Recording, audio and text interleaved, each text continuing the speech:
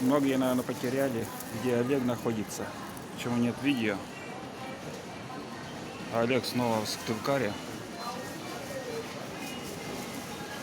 И нахожусь я в данный момент в фарме.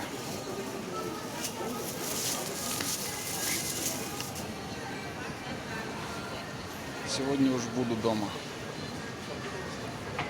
А завтра выйдет очередной фильм.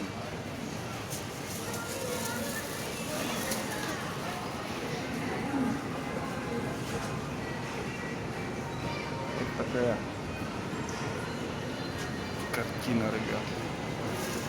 Снова заходил, прикупил суши, как обычно. Если в городе, значит суши.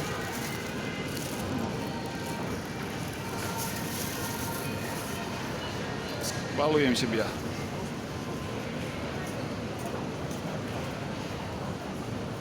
Такие дела.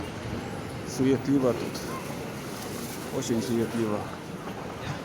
Ладно, ребят. Поехал я домой.